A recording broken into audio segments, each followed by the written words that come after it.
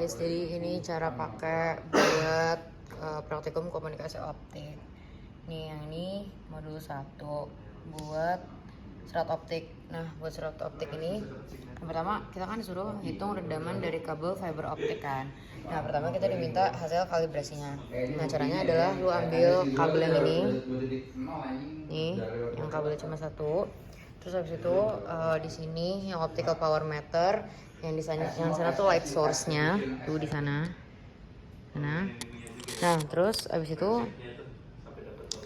caranya adalah di adjust dulu. Ini kan ada lambdanya kan.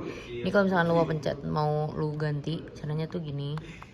Nah, tapi kita akan pakai yang 1310 gitu. Nah, nanti ini juga disamain sama yang di light source-nya light source-nya. Nah, terus abis itu yang kita lakukan adalah ini kan masih 0. Nah, untuk nyimpen kalibrasinya. Nah, nih jadi kan 1.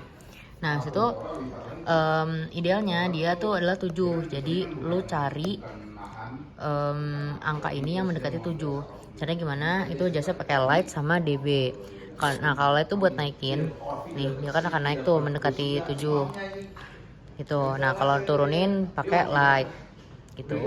Nah, kalian cari aja yang paling dekat sama 7. Jadi bisa kayak 6,97 atau 7,02 tuh masih oke. Nah, habis itu misalkan nih, ini oke 7,01. Nah, habis itu ya udah tinggal dicatat 7,01. So udah deh, kan udah kecatat. Nah, habis itu dicopot. Nah, kalian dia minta fiber optik yang gate 657A2 something. Nah, habis itu lo copot. Tuh. Terus kita pakai kabel yang ini. Gimana caranya? Oh ini. Aduh. Nah, ini. Oke. Solo pasang aja. Kok gini anjir nih? Ya ini lo pasang aja pokoknya. Tuh. Sama yang satu lagi ke sini.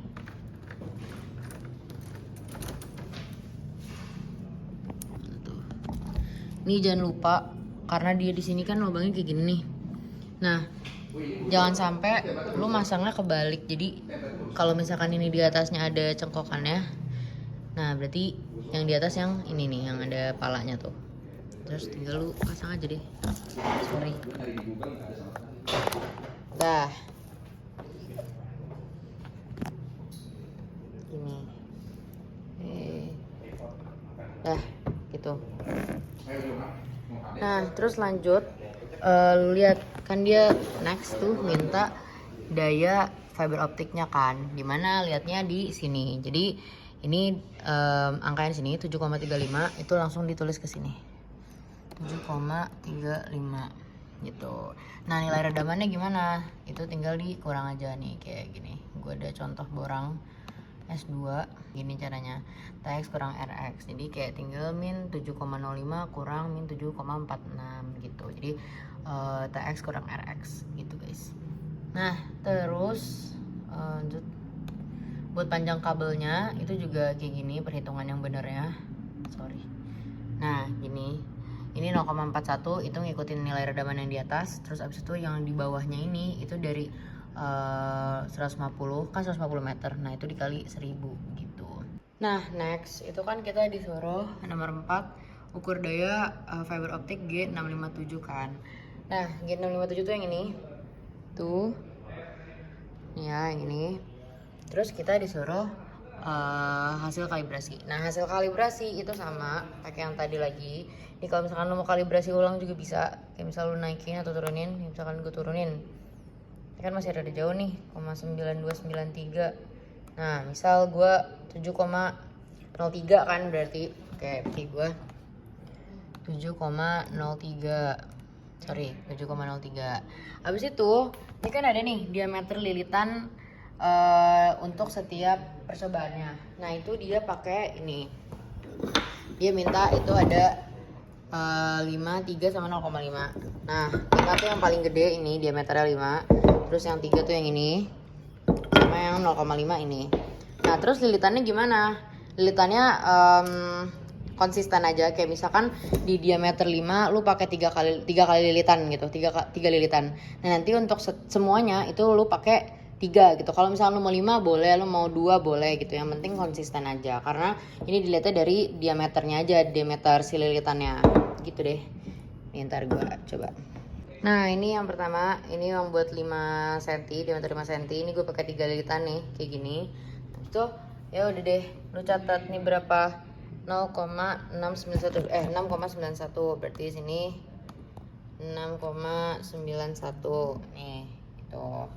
Nih terus lanjut gue pakai yang 3 diameter 3. Ini gue pakai 3 lilitan juga. Terus kalau lihat di situ hasilnya berapa? 0,689. Terus berarti gue tinggal catat sini mana? 0, apa tadi? 6,89. Nih 3 lilitan juga, jadi diganti-ganti. Ini hasilnya berapa nih? 0,92 ya. 0,92, 6,92 sorry. 6,92. Ya udah deh, terus tinggal hitung aja redamannya. Caranya sama kayak tadi, TX kurang RX. Ini modul satunya, done. Nah lanjut, terus buat modul 2 dia kan disuruh bandingin hasil splicing sama hasil konektor. Nah kalau lu splicing lu pakai kabel yang ini nih, yang tipis-tipis gini. Mana ya, satu lagi bentar. Nah ini contoh kabelnya nih yang kayak gini ya, tuh yang tipis banget, terus cuma ada palanya gitu. Nah jadi artinya apa? Jadi kita kan mau bandingin hasil splicing. Nah kalau splicing tuh kayak lu nyambungin 2 kabel ini itu di splicing gitu, di core-nya itu disambungin pakai ini fusion splicer. Tapi kalau yang konektor berarti nanti kita pakai konektor. Wait.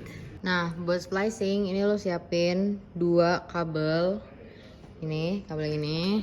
Terus habis itu siapin tang-tang yang ada di sini. Habis itu, nah cara biar dia bisa di splicing adalah ini lo lihat di sini kan ada kabel nih kuning. Nah yang kuning itu tuh namanya apa namanya? Ya pokoknya itu luarnya. Nah terus di dalamnya itu dia ada jacket. Ini ada jacket sama core-nya. Nah caranya gimana? Pertama ini tangnya lu ambil, abis itu pertama lu ilangin dulu yang kuning-kuningnya. Nih gini caranya. Nih kuning-kuningnya lu ilangin dulu. Tuh kayak gini. Dah. Kayak gini. Nih kalau lu lihat di sini nih tuh core-nya udah kelihatan. Nah tapi kalau masih kayak gini itu artinya dia masih ada jaketnya. Nah jaketnya itu lu ambil pakai yang paling bawah. Nah tapi itu pelan-pelan juga karena dia tuh tipis banget, jadi potensi untuk di ininya kepotong dan putusnya tuh gede banget guys. Jadi kayak pelan-pelan aja sih yang ngentuk. Nah nih, jadi nih lu lihat di sini tuh dia udah keambil jaketnya tuh yang putih-putih yang kayak ketombe. Nah itu tuh dia udah keambil. Nah ini kalau lihat tuh dia masih ada sisa-sisanya kan nih di sini nih, di sini. Nah itu adalah jaketnya. Nah ya udah, itu lu rapiin aja sih sebenarnya, tapi pelan-pelan karena dia gampang banget. Nah kalau kayak gini artinya dia udah di core-nya gitu. Nah terus ya udah deh, lakukan hal yang sama dengan kabel satunya. Nah selanjutnya kalau misalkan lu udah motong dua-duanya sampai core, itu adalah kita harus ngeratain si ujung ininya nih. Jadi meskipun kayak lu motongnya lu ngerasa udah rapi, tapi belum tentu dia selurus itu. Jadi caranya adalah lu pakai ini lu buka ini juga. Nah itu udah deh nih lu taruh gini. Nih, wait. Nih, ini tuh lu taruh aja kayak gini sampai si seratnya ini itu tuh ada nyampe di sini nih, nyampe di bagian sini. Jadi kayak lu panjangin aja. Makanya tadi gue motongnya panjang kan gitu. Sorry. Nah, pastiin dia sampai nempel ya guys. Anjing. Sabar ya. Udah. Nah. Belum lurus sih. Ya sebenarnya segini cukup juga. Nah, untuk nyalain ininya, itu caranya lo tinggal pencet ini lama sampai dia hijau. Nah, habis itu dia nyala. Nah, ini layarnya bisa lo naikin. Terus udah deh lo buka. Itu. Nah, dia nih udah ke setting, udah ke default untuk nanti langsung splicing. Jadi lo tinggal buka ininya. Tuh. Nah, ini adalah kabel pertama. Ini tinggal lo masukin aja. Nih kayak gini. Lo masukin sesuai sama ininya. Habis itu lo tutup. Nah, ini dia harus presisi banget. Kenapa? Karena si alat ini tuh sensitif banget. Jadi lo bener-bener harus titiknya tuh sesuai banget dan jangan sampai nempel. Ntar gue kasih lihat hasil yang bener ya.